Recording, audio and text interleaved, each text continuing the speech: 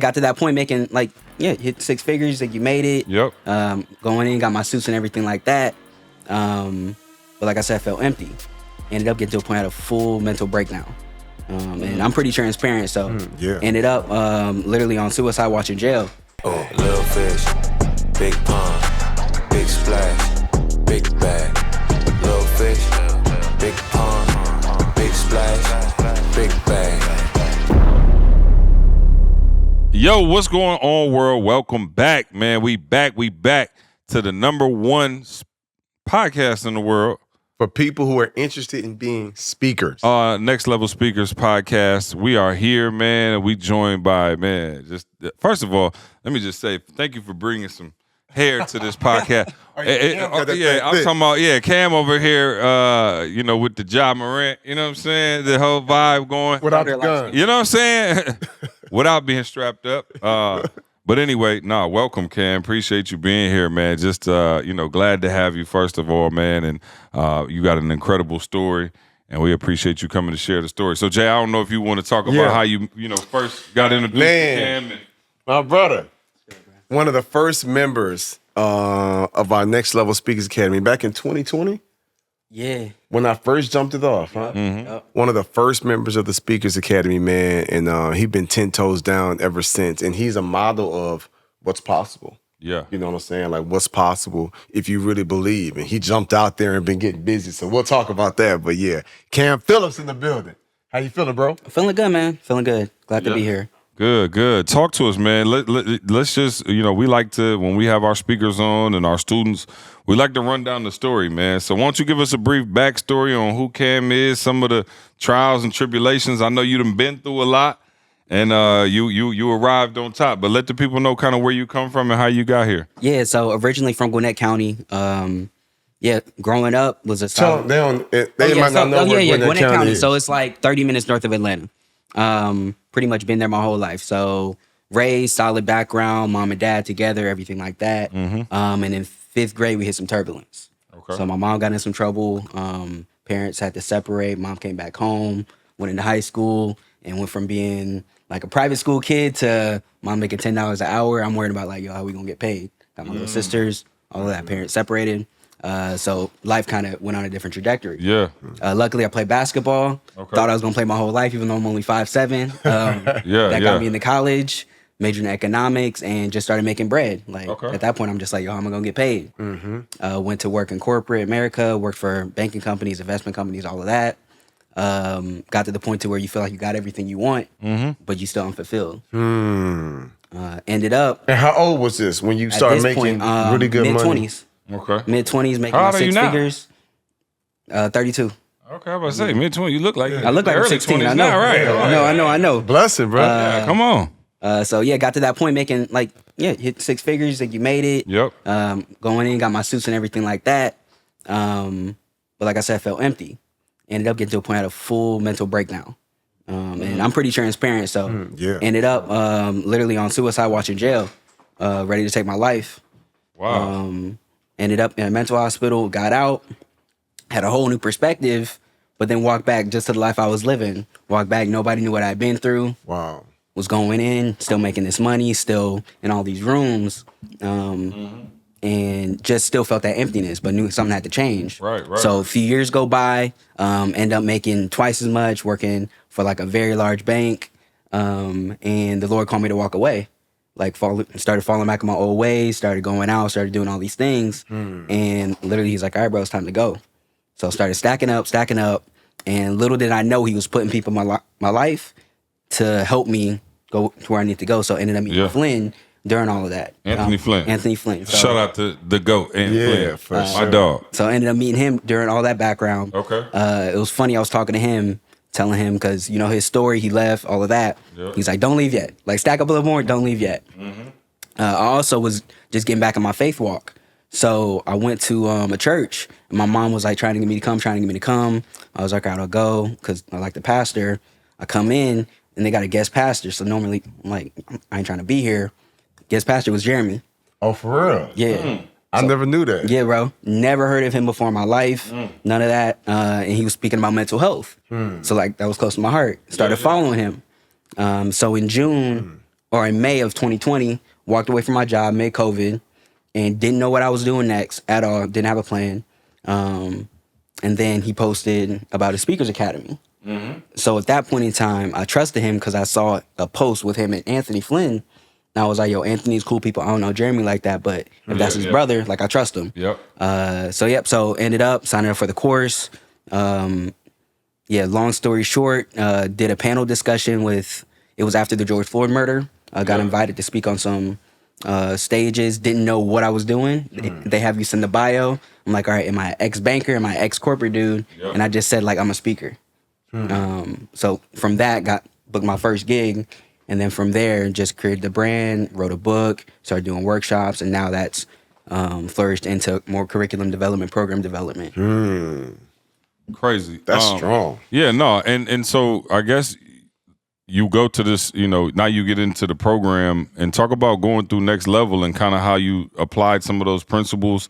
And then now you're able to, book yourself. And what is your topic expertise? What are you speaking on when you go into these places? For sure. So I help educational institutions and community organizations help align their emerging talent to reach their goals. So that looks like alignment with mental health, emotional intelligence, and then career readiness. Okay, layman's terms now. Just for those of us out there, you know what I'm saying? I was like, okay. You got to know the different languages. Right, for sure. So tangibly, you go and do what? Like you'll train them day to day, like a day? Are you training for an hour? Like, are you consulting your service? Like, how are you doing that? It's a little all of the above. So it looks in 3 different portions. So I say I have 3 different topics. One is called values to vision. So that's the core topic. That's the foundation. A lot of times you're trying to tell kids what to do. You're trying to tell students what to do. Adults are always told what to do. But what's your vision? And then how are your values going to help you get there? Because I had a vision. I was trying to get paid from a young age.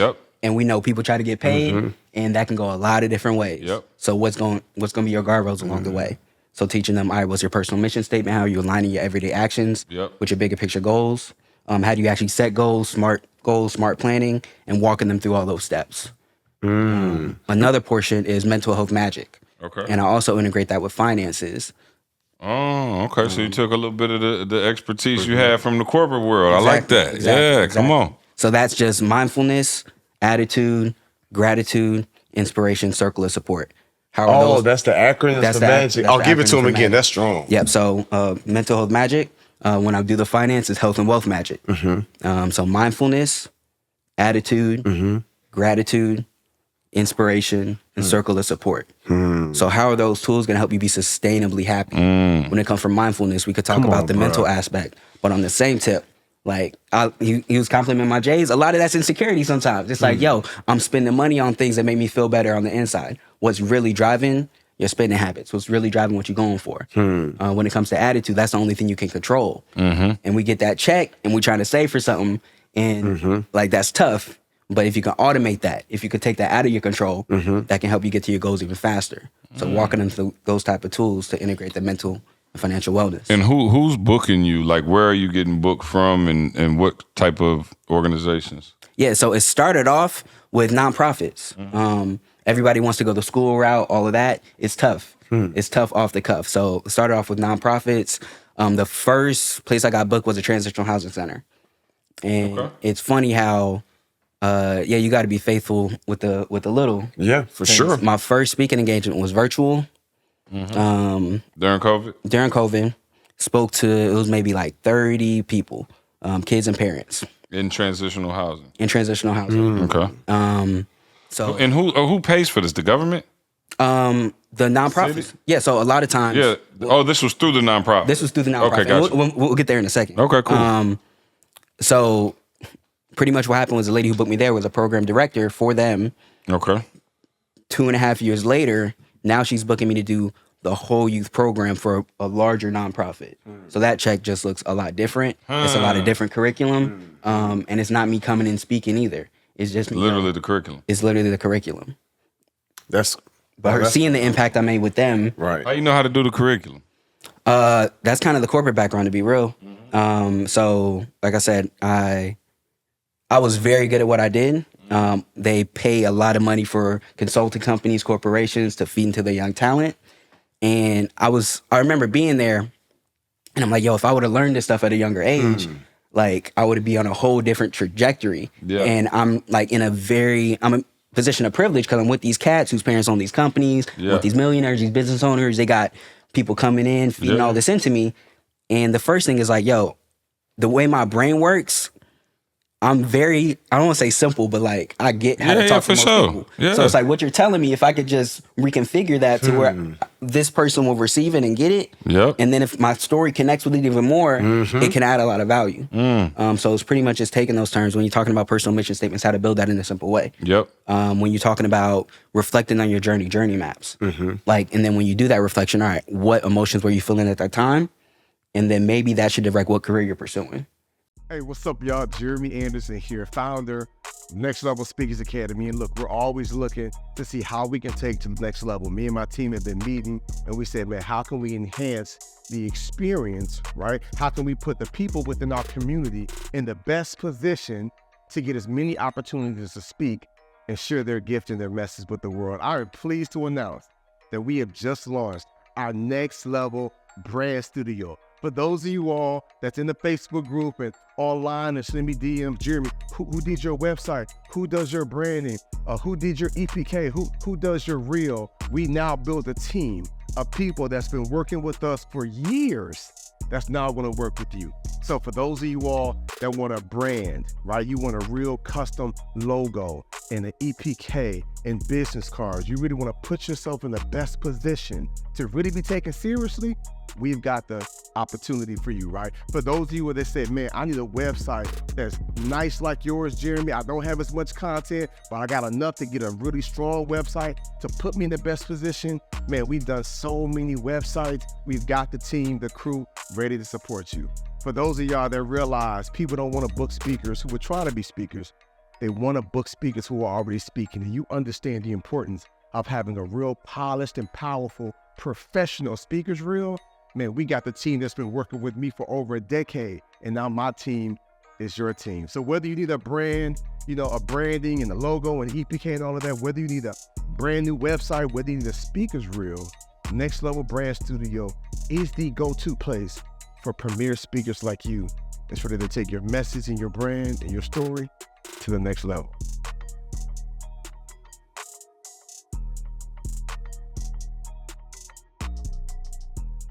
Like, how are you finding your skills? How are you And so finding your where gifts? were you? Where did you get all of this information? Like this Right. this is deep Right. stuff. I'm just Right. like, where did you because I think we talk about building curriculums and stuff like that, and how as a speaker and a trainer, right? And sounds like you're more of a trainer. Yeah, to be real, like Yeah.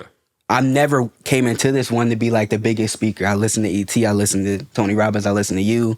That's never my goal. My goal has been We to don't build- say the T word around here. Got by you, the way. got you, got you, No, got you. I'm joking. I'm joking. I was like, I'm joking. I'm joking. but that was never my goal. My goal was always to build programs. Yeah. To make a sustainable impact in that type of way. I'm a pretty introverted cat. Yeah. So That's funny too, because Kam, I'm glad we have you on, because a lot of people come in and they think that the only way to kind of break into this industry is to be this big dynamic personality who wows thousands of people from stage, and it's like, nah, you gotta bro, I can just sit here just from talking to you for this few minutes. You have an expertise and it's dialed in. So you're what I refer to as an expert trainer, right? Like you have an expertise in the area. You know how to deliver that information at a high level. You can get, I tell people all the time, cats like Kam really get paid more than your average motivational speaker. Right. Yeah. Now, your phenomenal level, Jeremy, E.T., Inky level, they get paid on a whole nother level. But for the average person just being like, yo, I'm just a motivational speaker, which is cool. You're going to get a good check from it. But to be an expert trainer, Right. bro, you talking about entities having a lot of money for that kind of stuff, because, again, it's easier to justify that budget-wise than sometimes it is just a motivational speaker. You know what I mean? For sure. So, I got a question, Kam. How much do you weave your own mental health journey into your message and your story? a good amount. Yeah. A good amount. Talk about that, because I always talk, C always references my secret weapon, my superpower is my transparency, right? And I know for you, I can only imagine by you saying, hey, Anybody can experience this. 100%. I did what I was supposed to do. I went to high school, college, got 6 figures, and still unhappy, and I found myself in this predicament. Like, talk about how you weave that in and how that enhances the connection. Yeah.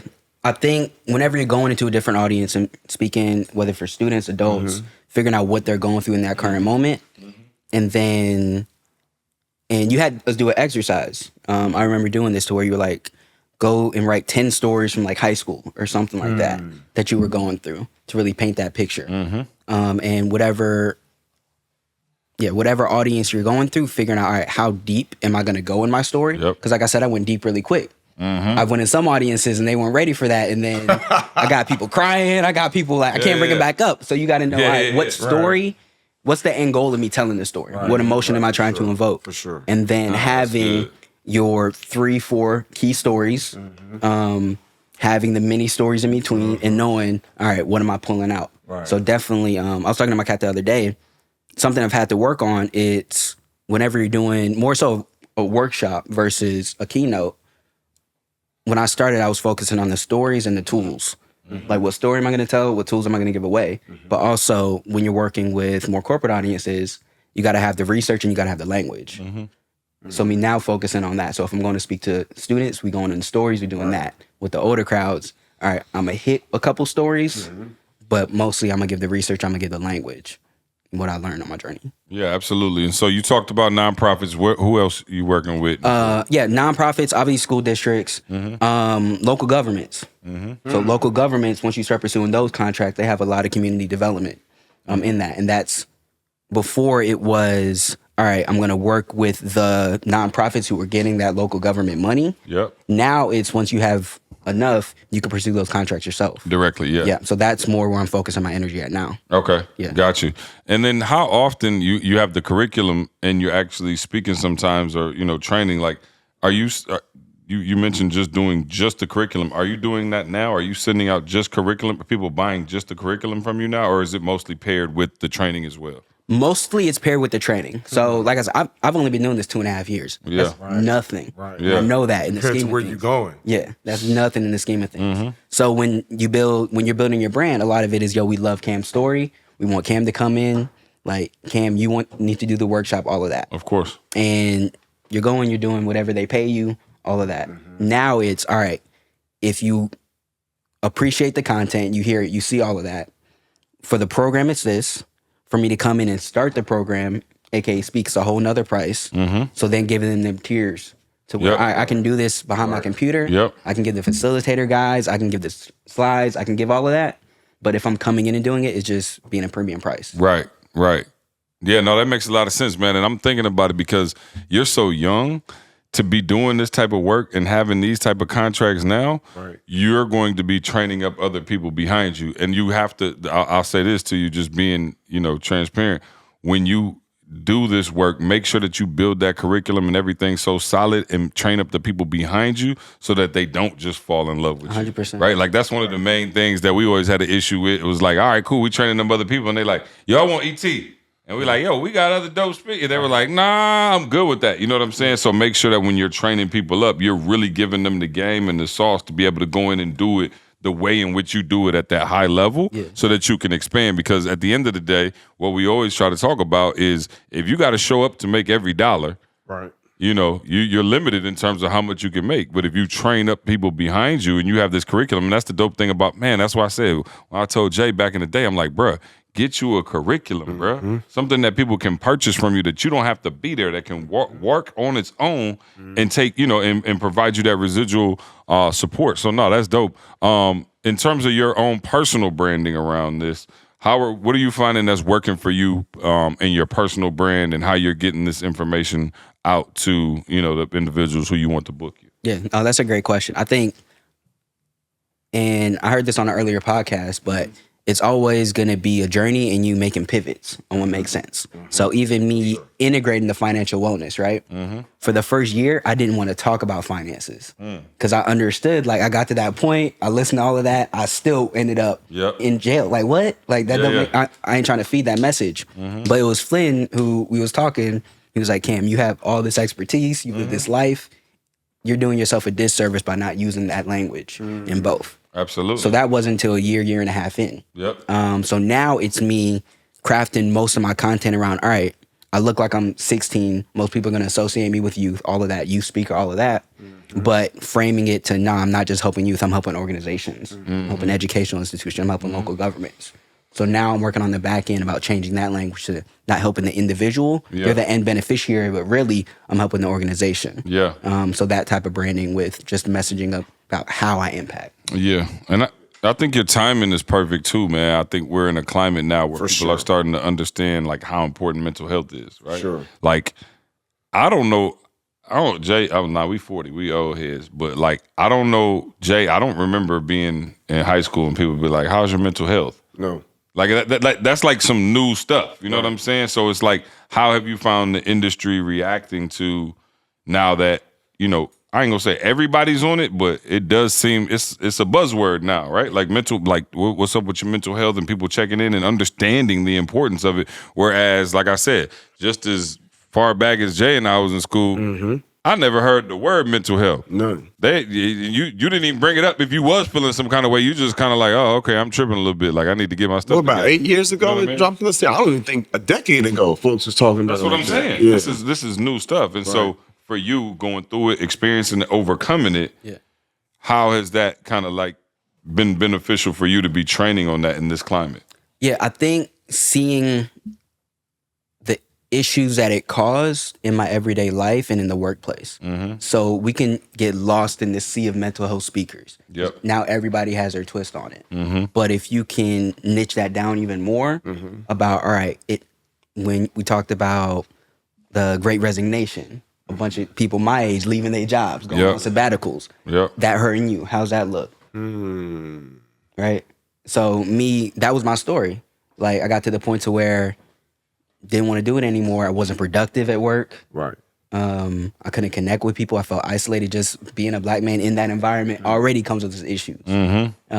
So bringing to the forefront how it was affecting me on that day-to-day at the job, how that was hurting my productivity, Right. how that was hurting. Some people leave a job, go to the next one, leave the job, go to the next one. How that hurts any talent acquisition, how that hurts all of those factors that they care about. Yeah. Because at the end of the day, we could talk about mental health, but some people just don't care about your feelings. It's not their job. Correct. Correct. So why does it even matter?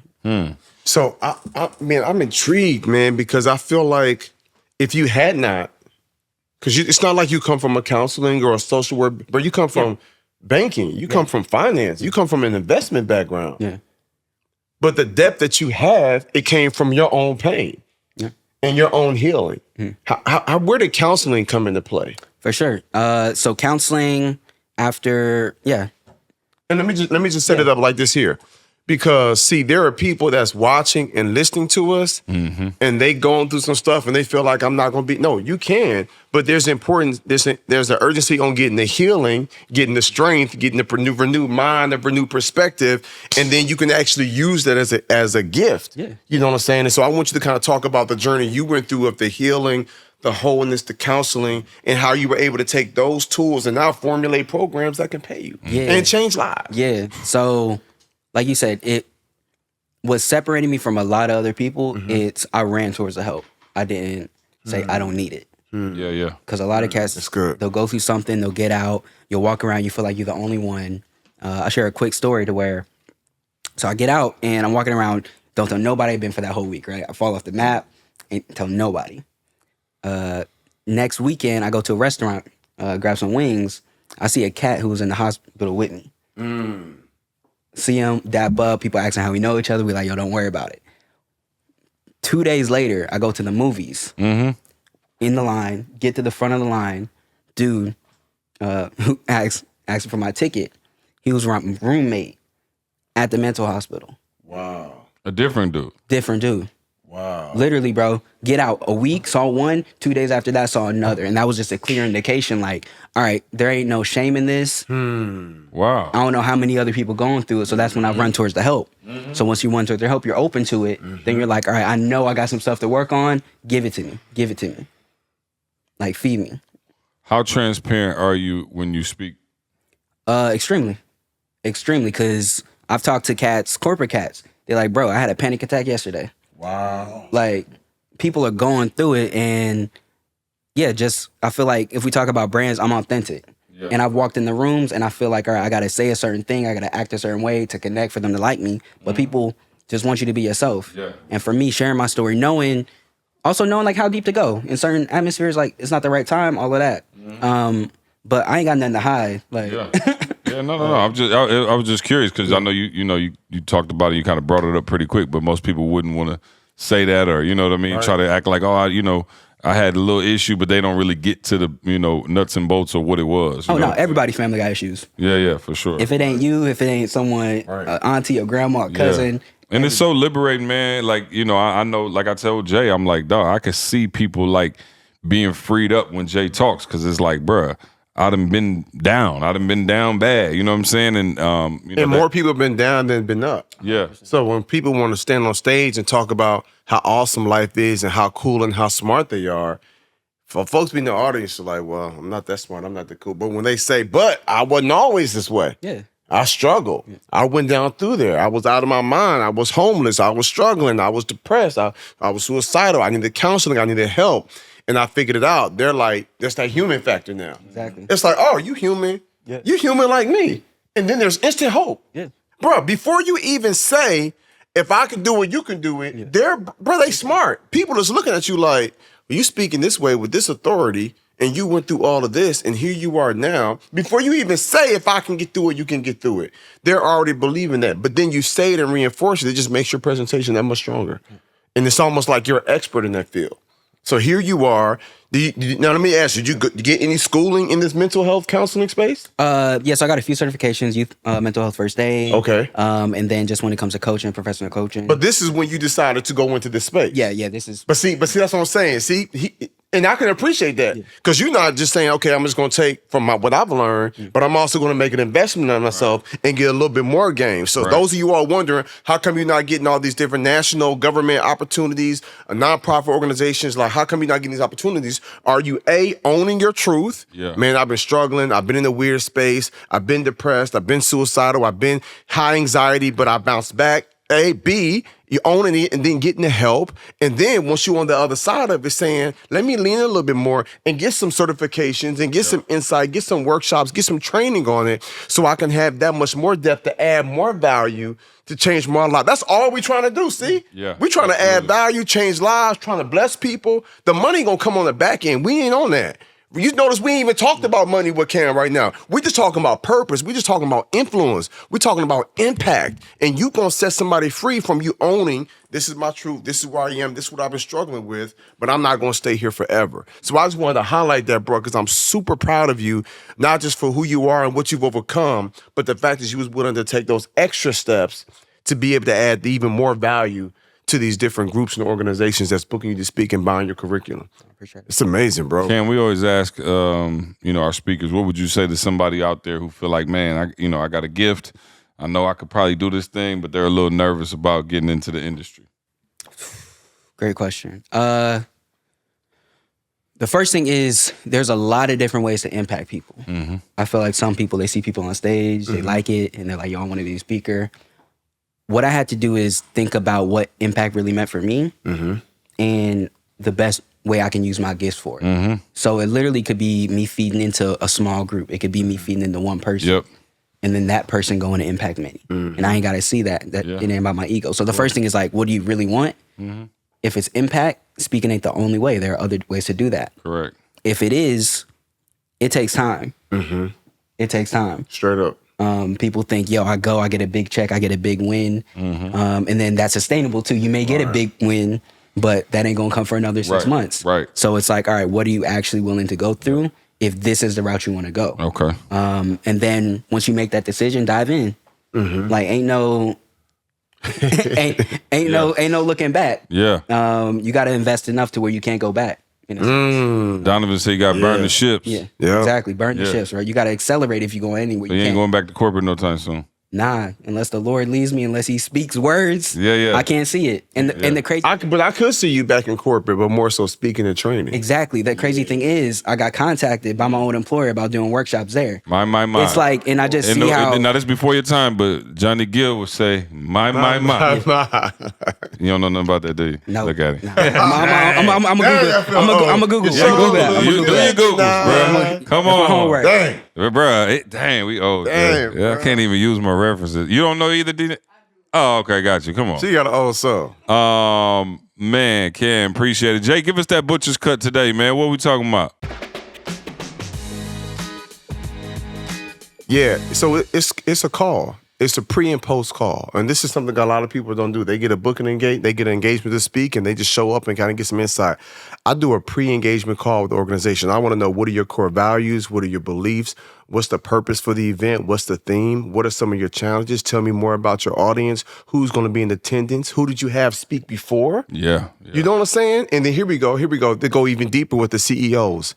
I ask them, what are some of your pain points? Mm-hmm. What keeps you up at night? Write this stuff down, right? What are your pain points? What keeps you up at night? If you could change one thing about your company, if you can get one more thing out of your staff, what's a crazy goal you have for 2024? Like, ask all these questions, and then you're able to infuse that in your message. They sit in the audience thinking like, yo, this is the best presentation I ever heard. Yeah. It's perfect. How did you know? Yeah. I'm like, I got all the insight. And then you do a post a question call with them. I call them and Kam, I ask them, I'm like, hey, did I meet your expectations? Or did I exceed your expectations? Like, I want to know, bro, if they say, oh, no, Jeremy, you were great. You met my expectations. Yeah. I know I fell short because I'm not trying to meet your expectations. Right, I'm on right. that Ephesians 3:20, exceedingly and abundantly. I'm trying to exceed your expectations, right? And so so now I have to say, okay, what could I have done? And prayerfully, praise God, I ain't had nobody say, you've met my expectations. They all say I exceeded. Yeah. And then I follow up with this. What else can I do to add more value?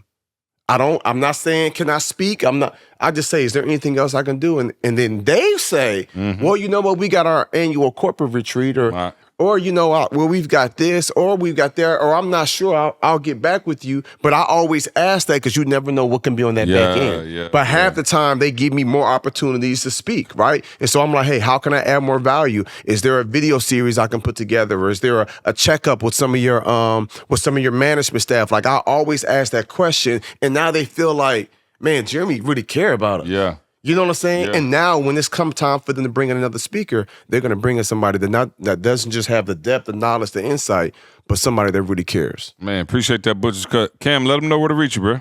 Yeah, you can reach me, my full government name, Cameron Phillips with a K.com. And then on social media, it's Kam Phillips with a K. It's Kam Phillips with a K. Man, appreciate you, Kam. Good stuff, man. Proud of you, kids. Seriously. For you, bro. All right, go look up that Johnny Gildo. Also, man, if you want to get down, man, you want to learn the ropes like Kam here, out doing your thing, man, getting contracts, impacting the world, making a positive impact in this world, go to nextlevelspeakersacademy.com and get trained by the best, all right? Jeremy Anderson, Inky Johnson, Eric Thomas, and myself, we're going to be in the building, man, making sure that y'all get everything y'all need to know to get out there and make it shake. Kam, appreciate you, Jay. Love you, bro. Yes, sir. All right, we out of here. We'll see you next week. Peace.